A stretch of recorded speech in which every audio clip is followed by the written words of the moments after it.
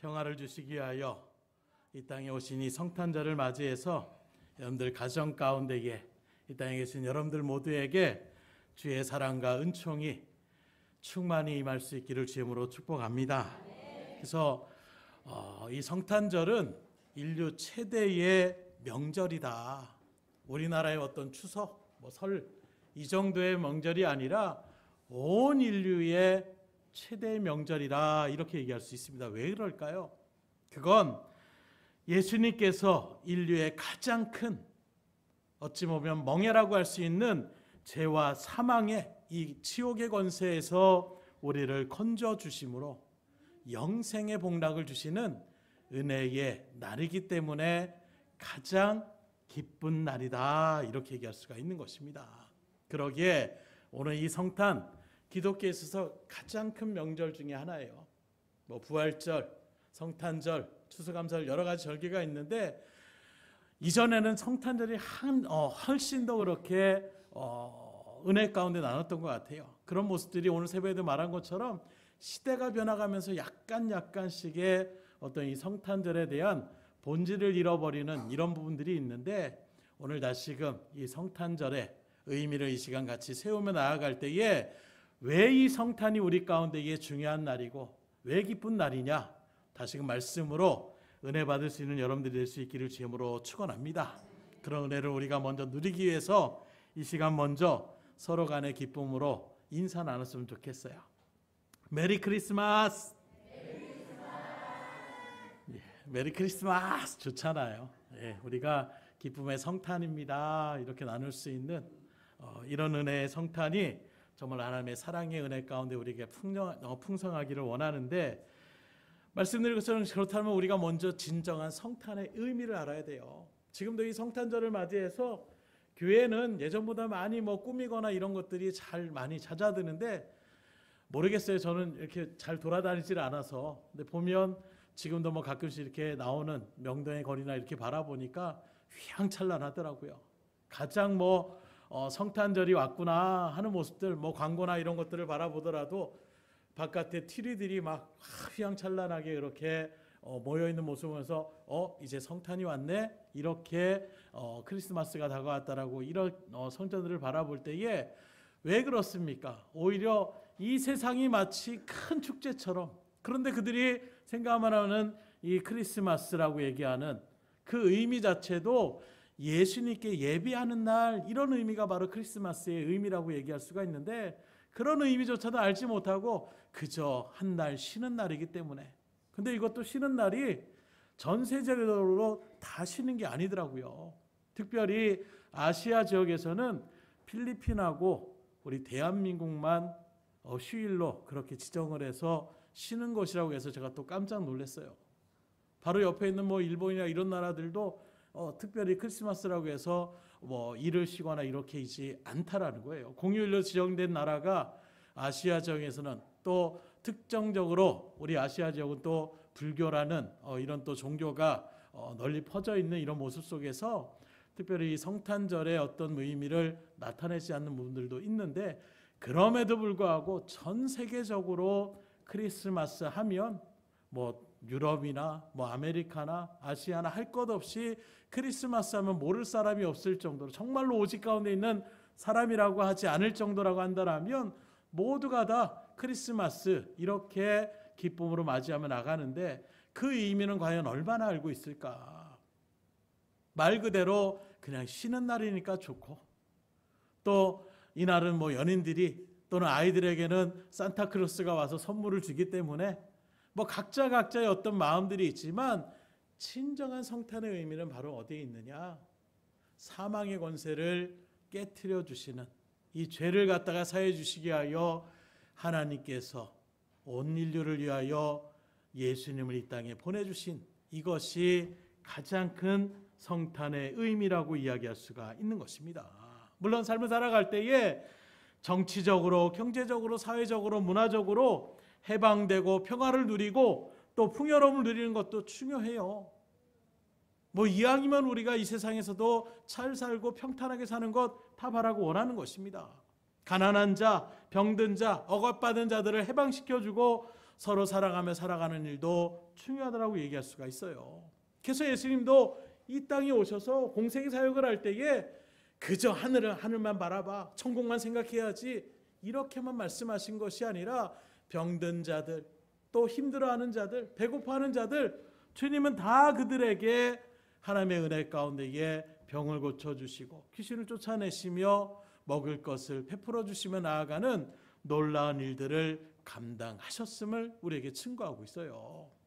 그러기에 주님도 그렇게 어떤 일들 가운데에 이 땅에서도 그렇게 사랑을 증거하며 나아갔던 발걸음이 있기에 오늘 믿음의 길을 걸어가는 예수님을 닮아간다라고 하는 그리스도인 된 저 여러분들도 이렇게 사랑을 나눌 수 있기를 주님으로 축원합니다. 그래서 성탄절을 맞이해서 또 그런 감동적인 일들이 있더라고요. 1,000원짜리 30장을 갖다가 김장했던 김치하고 그렇게 파출소 앞에 놓아놓으면서 어려운 사람들에게 좀 도움을 줬으면 좋겠습니다.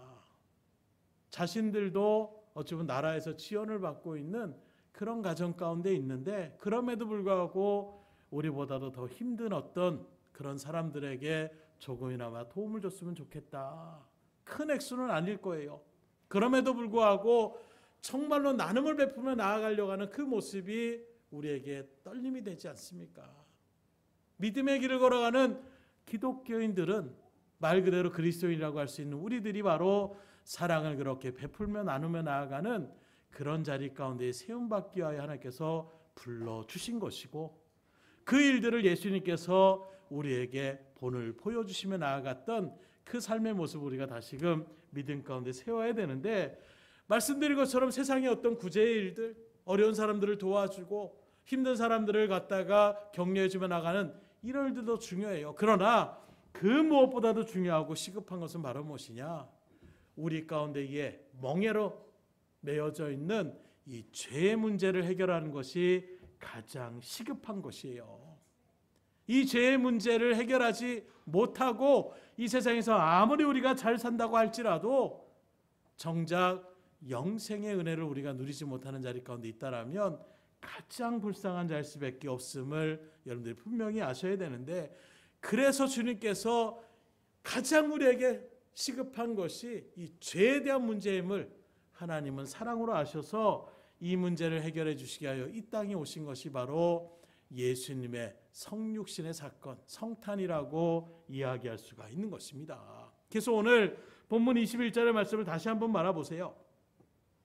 아들을 낳으리니 이름을 예수라 하라. 이는 그가 자기 백성을 그들에 대해서 구원할 자이심이라 하니라.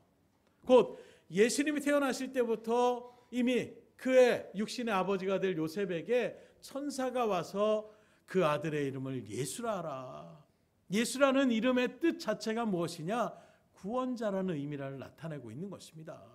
곧 예수라는 이름이 바로 무엇이냐? 이는 그가 자기 백성을 저희 죄에서 구원할 자이심이라. 죄를 구원하시게 하여 이 땅에 오셔서 이름조차도 죄를 구원하는 그 이름의 구원자의 이름인 예수. 그래서 우리가 예수님이라고 할 때에 그 이름 자체가 우리의 구원자가 되십니다 라는 의미가 내포되어져 있는 것입니다.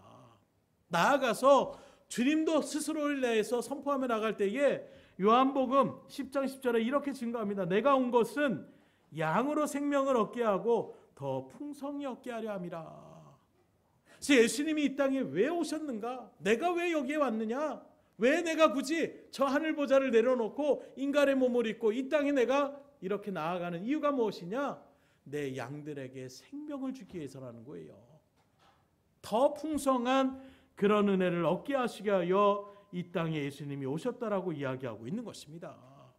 이렇게 바라볼 때에 예수님께서 이 땅에 오신 목적은 바로 무엇이냐? 먼저 우리를 죄에서 구원하여 하늘나라의 시민권자가 되게 하여 주시게 하여 이 땅에 오신 것이고 나아가서 이 땅에서도 생명의 풍성한 은총을 누리게 하여 주시게 하여 이 땅에 오신 이날 이 성탄을 여러분들이 기쁨으로 은혜 가운데에 하나님 앞에 영광 돌리며 나아갈 수 있기를 주님으로 축원합니다. 그래서 말씀드린 이 세상을 살아갈 때에 돈 굉장히 필요해요. 명예도 필요합니다. 늘 사람들께 손가락질 하며 살아보세요. 우울증에 걸리고 스스로의 삶을 갖다가 포기하며 나가는 이런 일들 가운데 설 수밖에 없습니다. 명예도 필요해요. 또 삶을 살아가는 일들 가운데에 건강도 필요합니다. 잘 사는 것도 필요해요. 늘 힘들고 어렵고 지치며 살아가는 것, 누가 그것을 바라고 원할 수가 있겠습니까? 그렇기 때문에 우리가 이 땅에서 누려야 될 자유, 평화, 사랑, 이런 것들도 필요한 것입니다. 그래서 우리가 열심히 일도 하는 거예요. 또 건강을 위하여 열심히 운동도 하셔야 되는 것이고, 서로 간에 또 존중해주고 사랑으로 그렇게 표현하며 나아가는 이런 삶의 모습들도 중요하다라고 이야기할 수가 있는 것입니다. 그러나 다시금 말씀드리지만 그 모든 것들도 중요하지만 그 어떤 것보다 영원한 생명과 견줄 수 있는 것은 없어요.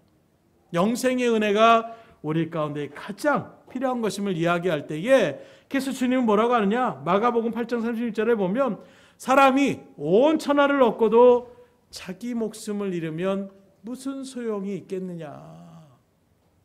아무리 세상의 모든 것들을 갖고 있어도 한번 생각해 보십시오. 돈을 산더미처럼 몇백억을 갖다가 내가 일확천금을 그렇게 갖게 되는, 그래서 스페인이라는 나라를 바라보면 정말로 크리스마스 성탄을 축제처럼 보내는데 이날에는 크리스마스 특별 복권이라는 것을 그렇게 발행을 한대요. 그 복권의 액수가 3조 원이 넘는다는 것입니다. 그런데 이 일들을 한 사람에게 할 수 있기도 하겠지만 이 의도가 바로 무엇이냐? 매년마다 한 몇천 명씩 그렇게 1등에 당첨을 하는 거예요.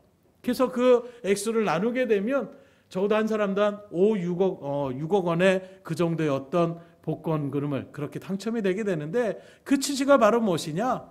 되도록이면 많은 사람들이 기쁨을 누리며 나아갈 수 있는 이런 일들 가운데에 그런 복권을 발행하며 나간다라고 얘기할 때에 가장 일들은 한 마을에서 전체가 같은 번호를 갖다가 축제처럼 그냥 90% 이상이 그날은 갖다가 사람들이 다 산다는 거예요.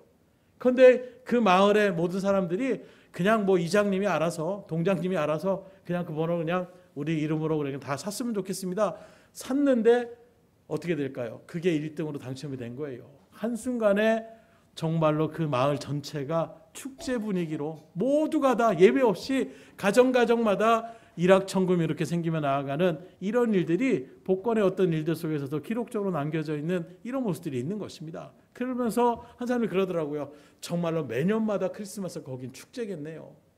모두가 다 즐거워하는 거예요. 심지어 그런 어떤 취재를 나가려고 했던 여자 리포터가 나아갔는데 자기도 그 한 마을에 가가지고 복권을 그냥 구입했는데 복권이 당첨됐다라는 거예요. 그러니까 막 신이 나가지고 이야기를 하면서 저 내일부터 출근 안 합니다. 막 이렇게 막 방송에서 얘기했는데 안타깝게 1등이 아니라 다른 등수에 그렇게 나와가지고 나중에 사과방송을 했다라는 해프닝도 있는데 어쨌든 매년마다 그렇게 어찌 보면 기쁨을 나누며 나아갈 수 있는 물질적인 일들만 받아도 얼마나 사람들이 즐거워해요. 그런데 내가 당장에 몇십억, 몇백억이 생겼는데 오늘 당장 내가 생명을 다하며 죽을 수밖에 없다. 오히려 이것만큼 억울한 일은 또 없을 거예요. 그냥 내가 힘들면 빨리 하나님 앞에 갔으면 좋겠다 하는 마음이 있을지 몰라도 이제 내가 살만하구나 하는 그 순간에 너 이제 죽어야 돼. 이렇게 얘기한다라면 말 그대로 이스라엘 백성들이 그 가나안 땅에 알지도 못하고 생각지도 못했던 그런 모습이었다라면 그냥 거기 들어가지 말든 그냥 죽으면 죽는가 보다 했는데 적과 끓이 오르는 땅이라고 했는데 그 안에 기라성 같은 장대한 그런 가나안 족속들이 살고 있으니까 들어가지도 못하는 그 땅을 갖다가 우리에게 알려줘서 더 우리의 마음을 괴롭게 하니까 너무 괴롭다라고 그래서 가데아스 바네에서 하나님 앞에 원망불평하다가 결국에는 광야의 삶 가운데 생을 마감하게 되는 이런 모습들도 우리에게 증거하고 있는 거예요. 또 제일 가는 권세를 얻었다라고 하더라도 당장 생명이 끊어지게 되면 그 권세가 다 무슨 소용이 있겠어요. 제가 이런 말씀을 하지 않아도 당연히 여러분들은 아실 거예요. 그런데 우리는 정말로 생명보다도 당장의 그 물질이 있으면 최고인 줄 지금도 살아가며 나아가는 이런 모습 가운데 우리가 나아가고 있지 않습니까? 그러니 다시금 이 성탄의 절기를 맞이해서 우리에게 가장 중요한 것은 이 세상의 물질, 이 세상의 명예, 이 세상의 부귀영화가 아니라 하늘의 생명을, 그 영생의 은혜를 허락하여 주신 이 은혜가 우리 가운데 분명하게 새겨질 수 있기를 주임으로 축복합니다. 이런 은혜를 우리가 누려야 되는데 이 은혜를 그냥 아무나 누릴 수 있는 것이 아니에요. 영생의 은혜를 우리가 누려야 되려면 먼저 근본적으로 해결될 것이 있는데, 다시 말하면 우리가 놀이공원에 들어가려고 해도 들어가려면 먼저 뭐가 있어야 됩니까? 티켓을 끊어야지 들어갈 수가 있는 것처럼 우리가 하나님의 영생을 누리려고 한다면 먼저 우리 가운데 있는 죄의 문제가 온전하게 해결이 돼야 된다는 거예요. 이 죄의 문제가 해결되지 않고서는 영원한 생명을 얻을 수가 없는 것입니다. 불행한 것은 바로 무엇이냐? 이 죄의 문제를 우리가 알아도 스스로가 우리의 죄를 해결할 수 있는 능력이 없다라는 거예요. 뭔가 내 몸에 묻은 것이 있으면 내가 그걸 닦아가지고 없애거나 뭔가 그 일들을 해결할 수 있는 이런 일들이 우리 가운데 있어야 되는데, 이 죄의 문제만큼은 우리가 해결할 수가 없는 거예요. 돈이라는 것, 내가 돈이 필요하니까 일을 해야지, 뭔가 일을 해가지고 보수를 받고 이렇게 받을 수 있는 여러 가지 일들이 있지만 이 죄의 문제만큼 우리가 스스로 해결할 수가 없는 것입니다. 이 문제를 해결해서 수많은 철학자들이, 또 어떤 종교가들은 산에 들어가서 폭포수 앞에서 돌을 닦습니다. 동굴에 들어가서 면벽을 합니다. 그런다라고 해서 이 죄의 문제가 해결되는 것이 아니에요. 평생토록 수천만 권의 책을 그렇게 공부하고 열심으로 나아가고 수많은 박사학위를 그렇게 따더라도 죄의 문제는 해결될 수가 없는 것입니다. 세계의 최고의 권세를 갖고 있는 권세자의 자리에 대통령이 되었든 수많은 어떤 일들 가운데 권세를 누리게 되어져도, 또 최고의 부자가 되어도 죄의 문제만큼은 해결될 수가 없는 거예요.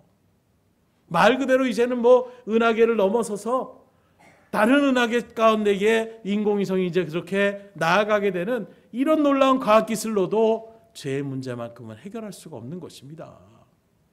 그러면 이 문제를 누가 해결할 수가 있느냐? 온 인류를 창조하시는 그 창조주로서 우리의 인생의 근본적인 이 죄의 문제는 오직 하나님밖에 해결할 수가 없는 거예요. 그래서 2000년 전에 이 하나님께서 예수 그리스도 독생자를 이 땅에 보내주신 것입니다. 곧 죄 없고 흠 없으신 이 예수님을 통하여 우리의 모든 죄를 담당하는 그 십자가의 대속의 죽음 가운데에 우리의 모든 죄를 담당케 하여 주심으로 우리의 죄가 사함을 받았음을 믿으시기를 주임으로 축복합니다. 그래서 주님께서 십자가를 지신 거예요. 나아가서 죽음으로 끝난 인생이 아니라 다시금 이 죄의 권세, 이 죄의 삭시 무엇입니까? 죽음인 것입니다. 이 죽음을 깨트리기 위하여 나타나신 것이 바로 십자가의 죽으심으로 끝난 것이 아니라 다시금 3일 만에 살아나신 이 부활의 사건이, 그래서 또한 우리에게 중요한 절기이고 우리에게 가장 중요한 믿음의 근간이라고 얘기할 수가 있는 거예요. 곧 예수님이 죽음으로 끝난 것만으로 할 때도 우리의 죄를 사하긴 죽었는데 스스로도 죽으셨네, 거기서 끝, 결국엔 죽음은 이기지 못했네 할 수 있을 수 있잖아요. 그래서 주님은 다시금 살아나신 것입니다. 살아나심을 통하여 죽음의 권세도 결코 주님을 이길 수 없다라는 것을, 이 죽음의 권세를 깨뜨렸다라는 것을 부활의 석관을 통해서 우리에게 증거하고 있고, 그 하나님의 말씀, 진리의 말씀이 성경은 부활의 첫 열매가 되셨다라고 표현하고 있는 거예요. 곧 예수님께서 부활하신 것은 예수님만의 부활이 아니라 첫 열매라는 의미는 무엇이냐? 이제 나무를 심습니다. 과실수를 심었는데 2년 3년의 기간 가운데 노력을 해요. 그리고 이제 그 나무가 열매를 딱 맺히게 되면 그 다음부터 이 나무에서는 매년마다 과일이 열리게 되는 것과 같은 이치를 얘기하는 것. 그래서 첫 열매가 중요한 거예요. 예수님께서 다른 것도 아니라 부활의 첫 열매가 되셨다는 것은 그 주님을 믿는 믿음으로 영접한 여러분들에게도 죽음으로 끝나는 것이 아니라 다시금 부활하는 그 하나님의 은혜 가운데에 영원한 하늘나라로 들어갈 수 있음을 믿으시기를 주임으로 축원합니다. 그래서 이 죄의 문제를 위하여 예수님께서 이 땅에 오셨는데, 그러면 다 믿어지는 것이 아니냐? 오늘날에도 어떤 분들은 얘기합니다. 자기 죄를 졌으면 자기가 그것을 갚아야지, 남이 대신 죽어준다라고 그 죄가 사함받는 게 이게 무슨 말이 됩니까? 이렇게 얘기하는 분들이 있어요. 좋은 말씀입니다. 맞아요. 그럴 수만 있다면 그렇게 하는 것이 가장 좋을 거예요. 내가 죄를 졌으면 내가 그 죄에 대한 어떤 대가를 치르며 나아가는 일들 가운데 서면 좋지만, 말씀드리는 것처럼 문제는 바로 무엇이냐? 이 죄에 대한 부분들은 내가 어떻게 해결할 수 있는 것이 아니다라는 거예요. 보다 구체적으로 예를 든다라면, 한 사람이 천길만꺼러지를 떨어져서 수렁에 그렇게 빠져들어갔어요. 헤어나오려면 할수록 어떻게 합니까? 더 빠져들어갈 수밖에 없습니다. 스스로 몸부림친다라고 나올 수가 없는 거예요. 그러면 이 사람이 나올 수 있는, 구원받을 수 있는 방법은 어디에 있습니까? 바깥에 있는 사람이 밧줄을 던지든가, 아니면 헬리콥터를 통해서 줄을 내려가지고 사다리 가운데에 또 끌어올리든가, 어떻게든지 그 일들 가운데서 거기에서 바깥의 외부에서 도움을 쳐야 되는 거예요. 그렇게 도움을 주는 손길 가운데 있을 때에 이 사람이 해야 될 것은 또 무엇입니까? 도움을 주는 그 밧줄을 잡아야 되는 거예요. 아무리 도움의 손길을 놔도 나는 나 혼자 할 거예요. 발버둥 치면 어떻게 됩니까? 더 빠져들어갈 수밖에 없습니다.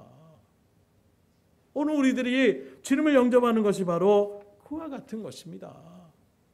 내가 발버둥 쳐서 해결할 수 없는 문제를 주님의 은혜 가운데 그 예수를 믿음으로 영접하면 우리가 구원받을 수 있도록 하나님께서 우리에게 은혜를 베풀어 주신 거예요.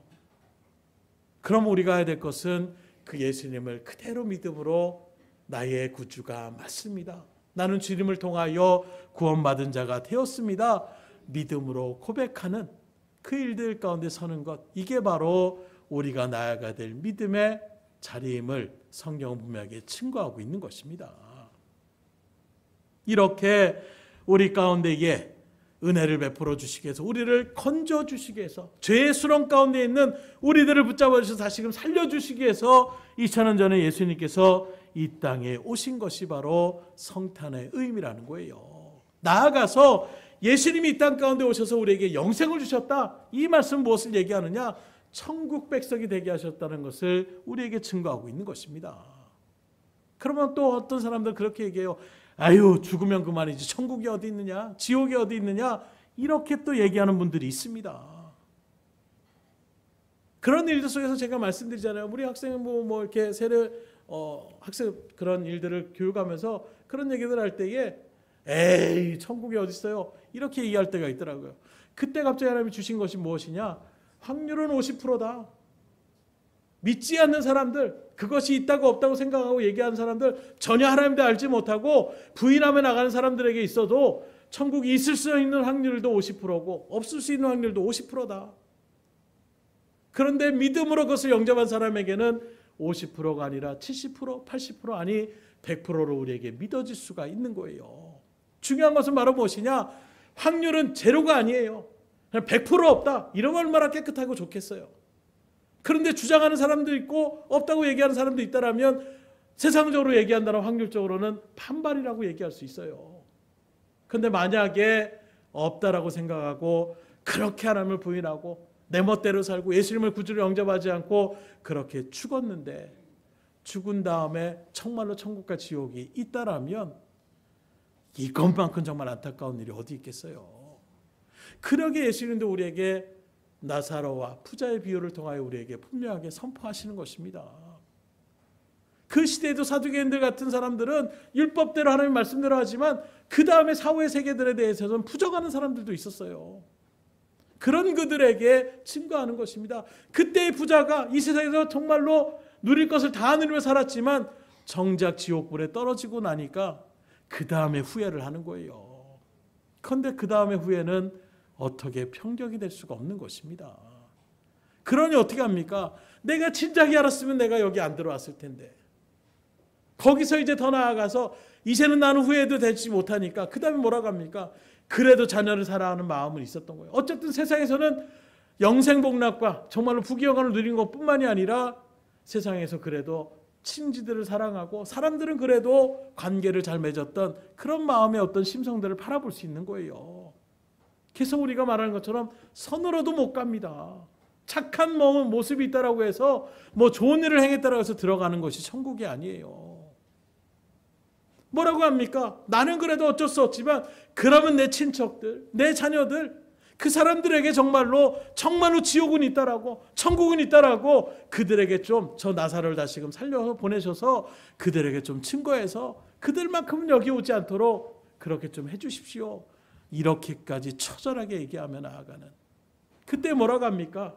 사랑하는 사람을 아는 것이 아니라 이미 기록되어진 이 말씀을 통하여 우리에게 증거되고 있고, 그 말씀을 들어서 영접하지 않는 자에게는 누가 와더라도 그들은 받아들일 수 없다라고 주님은 단호하게 말씀하여 주시는 거예요. 그러기에 여러분들이 말씀을 듣고 그걸 그대로 마음 가운데 새기는 것, 이게 은혜임을 믿으시길 주님으로 축복합니다. 지금도 많은 사람들이 들어도 끝까지 부정하며 받아들이지 않는 사람들이 있는 거예요. 아무리 전도를 해도, 아무리 하나님의 말씀을 선포해도, 아무리 정말로 일들 가운데에 그들에게 진심을 다하여 이야기해도 받아들이지 못하는 사람들은 받아들이지 못하더라는 거예요. 우리가 어떻게 할 수 없는 부분인 것입니다. 그럼에도 불구하고 우리는 주의 일들 가운데 분명하게 복음을 증거하는 자로 주님께서 불러주셨기 때문에 복음을 전파하는 믿음의 사명을 감당해 나갈 수 있기를 주임으로 축원합니다. 그래서 성경의 말씀을 바라보게 되면 우리의 삶은, 우리 인간은 육으로만 만들어진 존재가 아니에요. 영과 육으로 이루어진 존재가 바로 우리 인간임을 얘기하고 있습니다. 그래서 우리의 육신은 죽으면 땅에서 왔기 때문에 흙으로 돌아가게 되지만 우리의 영혼은 하나님께서 주신 영원히 죽지 않는 존재이기 때문에 하나님께로 가서 영원한 형벌의 자리에 서든 영생의 은혜 가운데에 있든 두 가지의 길로 하나님께서 이제 심판하시겠다라고, 판결하시겠다라고 우리에게 증거하고 있는 거예요. 그렇게 하늘나라에 가기 전에 정말로 이 죄의 문제를 온전하게 여러분들의 믿음 가운데에 예수님을 통하여 해결받을 수 있기를 주님으로 축원합니다. 그래서 이 땅의 삶이 중요하다는 것을 강조하는 거예요. 죽은 다음에는 후회하면 소용없습니다.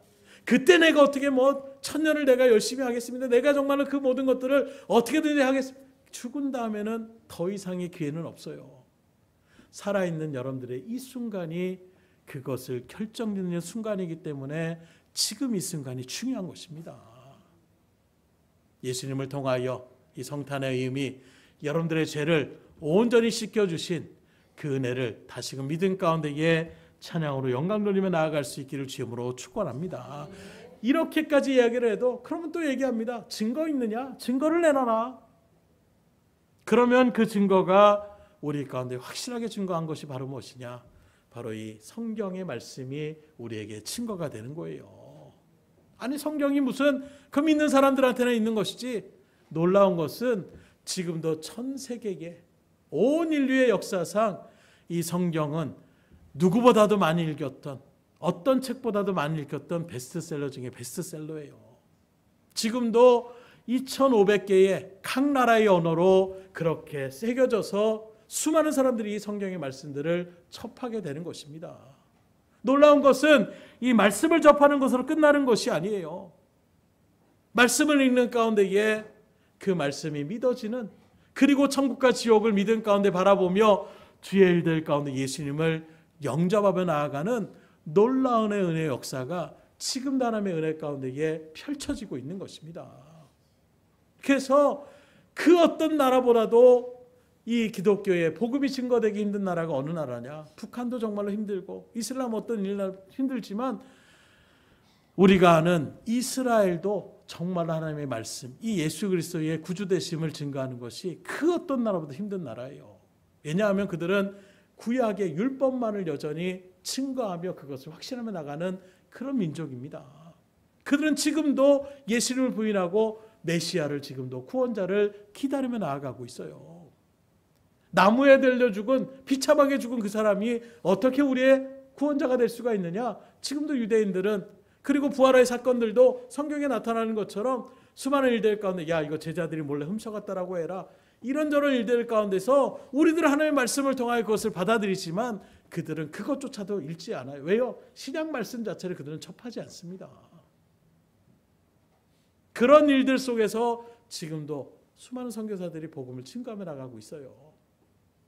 이스라엘의 언어로, 그 히브리어로 성경을 또 번역을 해가지고 나눠줍니다. 읽을 생각을 안 해요. 아예 구약의 성경 전체를 달달달 외울 정도로 39권의 그 말씀들을 아예 통독하며 나아가는, 통독 정도가 아니라 암송하며 나아가는 사람들이 유대인들의 어떤 열심이라고 얘기할 수가 있는 거예요. 그런 사람들한테 말씀을 얘기하면, 야, 네가 말씀을 하면 얼마나 알아? 우린 그 말씀의 근원지야. 이렇게 얘기하며 나가는 그런 모습. 그런데 놀라운 것은 제가 신학을 할 때에 이스라엘에서 그렇게 사역자로서, 유대인으로서 사역의 길을 걸어가는 분들이 와서 얘기를 하는데, 그분이 접한 게 그거예요. 자기도 맺지 않았다는 거예요. 저 자기 성경도 제대로 알지도 못하고 구약의 말씀이 뭔지도 알지 못하는 것들이 이방 족속들이 와가지고 택한 우리 민족들한테 뭘 이렇게 반항하며 나갔던 모습 속에서 계속해서 뭐 성경을 갖다 이렇게 나눠주는데, 하루는 갑자기 그런 생각이 들더라는 거예요. 도대체 이게 무슨, 저들이 뭘 얘기하길래 내가 저들을 갖다 굴복시키게 해서 내가 이것을 한번 읽어보고 그 다음에 그것을 반박해야 되겠다.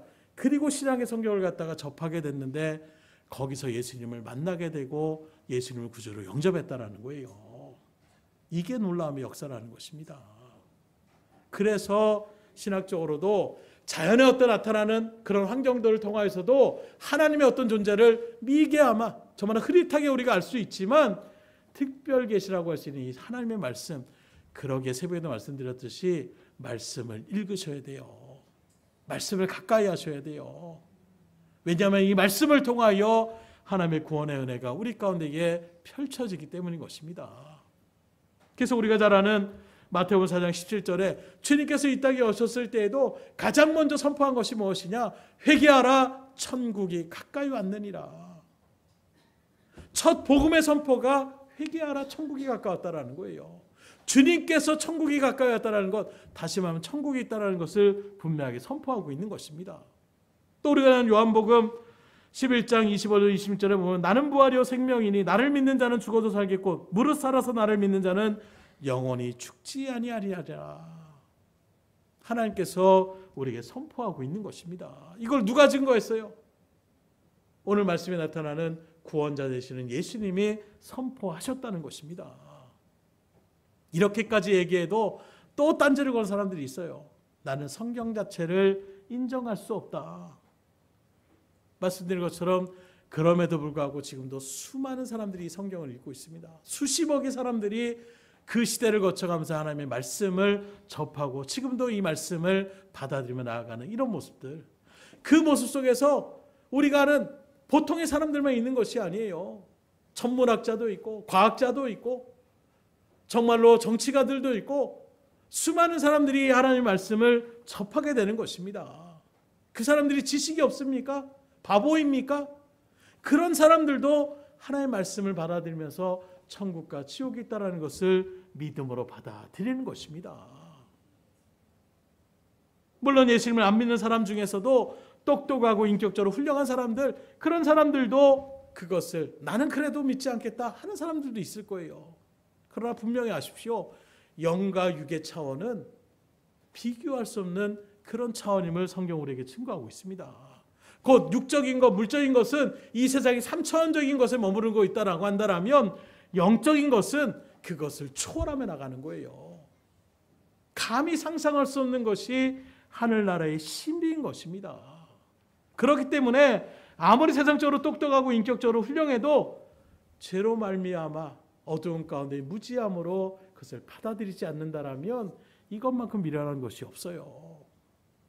그렇게 바라볼 때에 지금도 예수님을 믿음으로 영접하는 훌륭한 과학자들이나 그 밖에 위대한 분들, 세상의 지식도 잘 알고 영적인 지식들도 잘하는 분들이라 할 수 있지만, 그러나 예수를 믿지 않는 사람들은 어떻습니까? 세상적인 지식은 뛰어나지만 영적인 지식은 무지할 수밖에 없다라고 얘기할 수가 있는 것입니다. 그러면 여러분들이 생각해 보세요. 어떤 사람의 판단이 옳은 판단이겠습니까? 세상적으로 똑똑하지만 영적으로 어두운 사람들의 판단이 그들이 주장하는 것이 옳다라고 판단하시겠습니까? 아니면 세상의 지식과 영적인 지식이 모두 밝은 사람의 판단이 옳다라고 여러분들이 판단할 수가 있겠습니까? 잘 여러분들이 생각해 보시고 믿음의 자리를 굳건히 지켜나갈 수 있기를 주님으로 축원합니다. 세상에 수많은 사람들이 미련해서 예수님을 영접하는 거 아닙니다. 좀 사람들은 그래요. 아유, 거기 교회 다니는 사람들은 뭐가 부족하고 뭐가 있고. 아니에요. 주의 일들 속에서 하나님의 구원의 계획은 누구도 예측할 수가 없는 것입니다. 그러니 오늘 이 기쁨의 성탄을 맞이해서 다시금 우리의 죄의 문제를 해결해 주신 그 예수 그리스도를 통하여 하나님 앞에 찬양과 영광을 돌리며 나아갈 수 있는 여러분들이 될 수 있기를 주님으로 축복합니다. 말씀을 드립니다. 우리 인간은 육적인 존재로만 이루어진 것이 아니라 영적인 존재예요. 영적인 존재이기 때문에 우리의 삶은 이 육신의 삶으로 끝나지 않습니다. 우리에게는 영원한 분명한 세계가 있어요. 그러나 안타깝게도 지금도 많은 사람들이 죄의 그 어두움의 무지 가운데에 영적인 세계를 인정하지 않고 이 세상이 전부인 양 살아가는 사람들이 많이 있습니다. 자신들이 지금 어디로 가고 있는지 말 그대로 하나님의 영생의 은혜를 누리며 나아가는 자리가 아니라 죄의 그 무지한 가운데서 지옥불을 향하고 나가고 있는지도 모르면서 이 세상에서 나름대로 열심히 산다라고 다른 박질하며 나가는 안타까운 인생들이 있는 거예요. 그래서 우리 인류를 사랑하시고 여러분들을 정말로 긍휼히 여기신 하나님께서 스스로 그 일들을, 죄의 눈이 가려진 인간은 스스로 하나님을 찾을 수도 없고 하나님의 믿음의 자리에 설 수도 없는 것이고, 그러니 당연히 천국 백성이 될 수도 없는 거예요. 그래서 하나님 편에서 먼저 우리에게 은혜를 베풀어 주신 것, 우리를 불쌍히 여겨주시고 우리를 긍휼히 여겨주셔서 죄로 어두워진 우리들에게 하나님 편에서 먼저 손을 내밀고 우리를 구원의 자리로 인도하여 주시기 위한 것, 그것이 바로 성탄의 의미인 것입니다. 그래서 2000년 전에 예수님이 이 땅에 오신 거예요. 그래서 2000년이 훨씬 지났지만 지금도 우리가 성탄의 이런 날을 그냥 세상과 같이 축제로 그냥 끝나는 것이 아니라 예배의 자리에 서서 다시금 믿음의 일들 가운데에 말씀을 같이 나누며 우리의 마음 가운데 새기며 나아가는, 그리고 이 믿음의 부름받은 믿음의 성도들끼리 기쁨으로 교제하며 나갈 수 있는 이 은혜를 여러분들이 충만함에 누리며 나갈 수 있기를 주님으로 축복합니다. 나아가서 모르지만, 하나님을 알지 못해서 무지한 가운데 있어서 그렇지만, 그럼에도 불구하고 분명한 것은 서두에 말씀드린 것처럼 온 인류의 가장 기쁜 날이 바로 예수님이 이 땅에 오신 성탄의 성육신의 사건임을 우리가 잊어서는 안 된다라는 거예요. 왜요? 우리에게 있는 이 죄와 사망의 문제를 해결해 주시는 그 초석이 되어지기 때문에. 그래서 누가복음 2장 10절로 11절에 이렇게 증거합니다. 보라, 내가 온 백성에게 미칠 큰 기쁨의 좋은 소식을 너희에게 전하노라.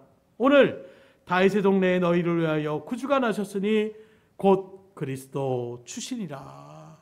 온 백성에게 주실 큰 구원의 기쁜 소식을 우리에게 주신 날, 이것이 바로 성탄의 의미라고 우리에게 증거하셨으니, 오늘 이 기쁜 성탄을 맞이하는 여러분들에게 이 말씀의 은혜가 그대로 임하게 하여 주셔서 지금도 근심이 있습니까? 걱정이 있습니까? 우리의 그 무엇보다 가장 큰 이 죄 문제를 해결하여 주셨던 이 성탄의 의미를 다시금 믿음 가운데 새기며 하나님이 주시는 기쁨과 은혜를 충만히 누리며 나갈 수 있는 여러분들의 복된 삶이 될 수 있기를 주님으로 축복합니다. 우리 옆 사람들 인사하겠습니다. 다시금 메리 크리스마스. 기쁨의 성탄을 누릴 수 있기를 주님으로 축복합니다. 기도드리겠습니다. 하나님 감사합니다. 우리를 구원하여 주시기 위하여, 우리가 절대로 해결할 수 있는 이 죄의 문제를 해결해 주시기 위하여 이 땅에 육신의 몸을 입고 오신 이 성육신의 사건, 이 성탄의 의미를 다시금 새기게 하여 주셔서 오늘 이 시대를 살아가는 우리의 발걸음 가운데에 힘들고 지치고 혼란스럽고 어려움에 처한 우리들의 마음 가운데 있는 그 근심과 걱정을 주님께서 이미 해결하여 주셨음을 다시금 믿음 가운데에 확증케 하여 주셔서 정말로 주님께서 선포하셨던 온 백성에게 주시는 큰 구원의 기쁨의 소식을 우리가 다시금 이 시간 말씀을 통하여 확증케 하여 주심으로 하나님 앞에 감사와 찬양과 영광을 돌리며 나아갈 수 있도록 인도하여 주시니 감사를 드립니다. 하나님, 나아가서 오늘 이것이 우리의 기쁨으로 끝나는 자리가 아니라 하나님을 알지 못하는 그 불쌍한 영혼들을, 우리를 긍휼히 여기셨던 그 하나님의 마음을 우리가 그대로 사랑 가운데 새기게 하여 주셔서 그 영혼들을 놓고 기도하게 하여 주시고, 그 영혼들을 품게 하여 주시고, 그 영혼들에게 생명의 복음의 구원의 일들을 이뤄나갈 수 있는 일들 가운데 쓰임받을 수 있도록 인도하여 주시옵소서. 그러기에 성령의 충만함을 간구하며 나아가오니 오늘도 우리에게 도움을 주시는 그 성령의 인도하심을 따라 지혜를 더하여 주시고, 믿음을 더하여 주시고, 능력을 더하여 주시고, 건강을 더하여 주시고, 물질을 더하게 하여 주셔서 맡겨진 주님의 귀한 믿음의 사명들을 온전히 감당해 나갈 수 있는, 그러므로 더욱더 앞에 영광과 찬양을 올리며 나아갈 수 있는 우리의 발걸음이 될 수 있도록 인도하여 주시옵소서. 모든 것을 주님 앞에 의탁드리며 예수의 손 받들어 기도드렸사옵나이다. 아멘.